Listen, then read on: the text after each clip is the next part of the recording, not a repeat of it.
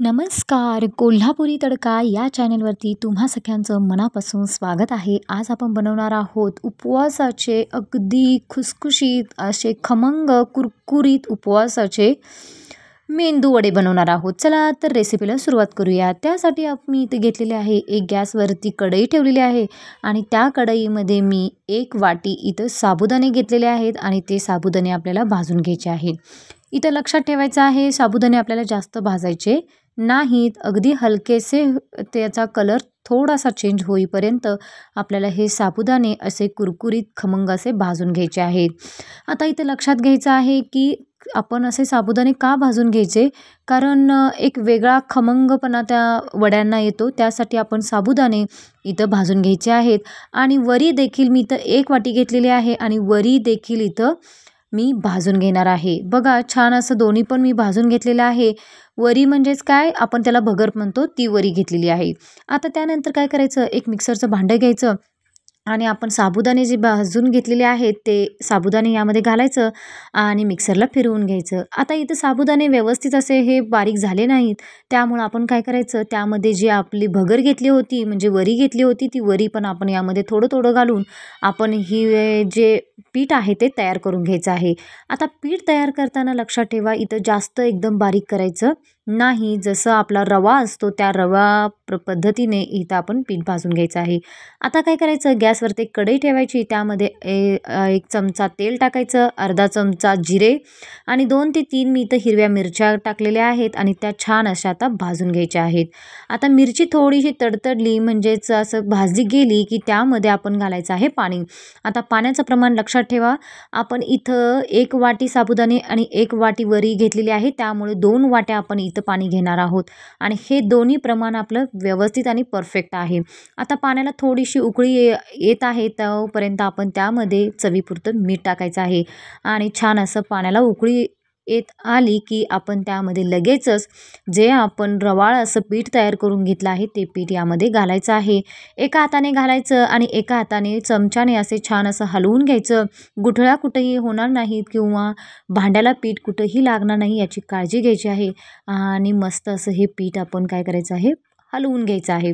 लक्षात ठेवा इथं पीठ जेव्हा आपण हलवतो पाणी उकळलेलं असतं, त्यामुळं छान असं पीठ हे त्यामध्ये वाफरलं जातं आणि पीठ आपलं छान असं तयार होतं. बघा हे छान असं हलवून घ्यायचं. आता हे पीठ वाफलेलं आहे म्हणजे छान असं पीठ तयार झालेलं आहे, तुम्ही पाहू शकता. आता काय करायचं, आपण एक परात घ्यायची आणि त्या परातीमध्ये हे पीठ आपल्याला आता काढून घ्यायचं आहे. पीठ गरम आहे, तुम्ही पाहू शकता. आता काय करायचं, त्यामध्ये मी 1 उकडलेला बटाटा घेतलेला आहे आणि तो त्यामध्ये टाकणार आहे. त्यानंतर आपण इथं टाकायचं आहे शेंगदाण्याचं कूट. मी हे शेंगदाणे भाजून कूट करून घेतलेलं आहे म्हणजे बारीक करून घेतलेलं आहे. आता हे सर्व मिश्रण आपण एकजीव करणार आहोत आणि छान असा एक गोळा बनवून घेणार आहोत. बघा यामध्ये पाण्याचा वापर करायचा नाही. इथं आपल्याला ही टीप लक्षात ठेवायची आहे. आता छान असा गोळा तयार करून ठेवायचा आणि 10 ते 15 मिनटं आपण याला भिजण्यासाठी ठेवून देणार आहोत. बघा आता हे पीठ भिजत आहे, तोपर्यंत आपण असे छान अशी एक त्याच्यासाठी चटणी बनवूया. आता इथं मिक्सरचं एक भांडं घेतलेलं आहे, त्या भांड्यामध्ये मी टाकणार आहे 1 वाटी इथं खोबरं घेतलेलं आहे. हे खोबरं ओलं खोबरं घेतलेलं आहे. त्यानंतर अर्धी वाटी शेंगदाणे घेणार आहे. 1 चमचा जिरे घ्यायचे आहेत आणि चवीपुरतं मी इथं काय केलेलं आहे, साखर टाकणार आहे चमचा आणि चवीपुरतं मीठ टाकणार आहे. आता हे छान असं बॅटर तयार करून घ्यायचं म्हणजे मिक्सरला फिरवून घ्यायचं. बघा इथं छान असं चांगलं मी बारीक करून घेतलेलं आहे. आता एका डिशमध्ये हे काढून घ्यायचं आहे आणि यामध्ये आपण टाकायचा आहे तडका. आता हा तडका जो तयार केलेला आहे मी फक्त जिरे आणि 1 चमचा तेलाचाच केलेला आहे आणि 2 ते 3 इथं लाल मिरच्या सुक्या टाकलेल्या आहेत. चला आता इथं आपलं पीठ हे भिजलेलं आहे, चटणी पण आपली तयार झालेली आहे आणि पीठ पण छान असं सॉफ्ट अगदी भिजलेलं आहे. आता काय करायचं, हाताला थोडंसं तेल लावायचं आणि छोटे छोटे गोळे करून घ्यायचे. जेवढा आपल्याला वडा हवा आहे तेवढा आपण इथं छोटे गोळे करून घ्यायचे आहे आणि हातावरती असं पूर्ण असं फिरवून फिरवून जशी आपण टिक्की बनवतो त्या पद्धतीनं आपण इथं तयार करून घ्यायचा आहे आणि मधला भाग जो असतो त्याच्यामध्ये असं बोटाने आपला छिद्र पाडून घ्यायचं आहे. जसं आपण उडीद डाळीचे वडे बनवतो त्या पद्धतीने असं एक एक करून सर्व आपण इथं वडे तयार करून घ्यायचे आहेत. तुम्ही पाहू शकता की छान असं पीठ पण सॉफ्ट झालेलं आहे, त्यामुळे वडे पण अगदी मस्त होतात आणि कुठेही चिरत नाही, तुम्ही पाहू शकता. चला तर इथं सगळे आपले वडे इथे तयार झालेले आहेत. आता गॅसवरती एक कढई ठेवायची आहे आणि त्या कढईमध्ये हे एक एक करून वडे आपण सोडून द्यायचे आहेत. इथं गॅसची फ्लेम जी आहे ती मोठी ठेवायची आहे, लक्षात ठेवा.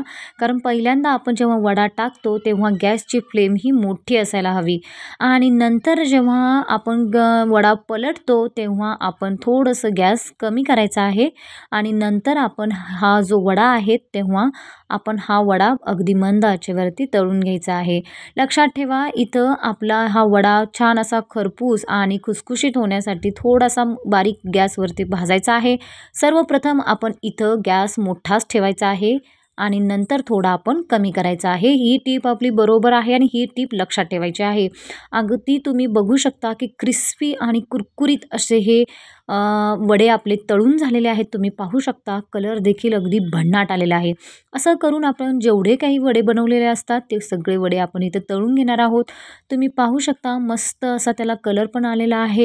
तुम्ही ऐकू शकता की मस्त असे हे कुरकुरीत आणि क्रिस्पी असे हे वडे बनलेले आहेत. आता मी तुम्हाला एक वडा इथं फोडून दाखवते. तुम्ही पाहू शकता की किती ह्याला कुरकुरीतपणा आलेला आहे आणि तुम्ही बघितलं तर तुम्हाला पाहू शकता की कुठेही थोडं देखील तेल ओढलेलं नाही, म्हणजे तेलकटपणा म्हणून ह्या वड्यामध्ये नाही. तेलकट अजिबात हे वडे बनत नाही. चला तर हे वडे कसे वाटले कमेंट करून नक्की सांगा आणि या एकादशीला असे खमंग कुरकुरीत असे वडे नक्की बनवा आणि चला चॅनलला लवकरात लवकर सबस्क्राईब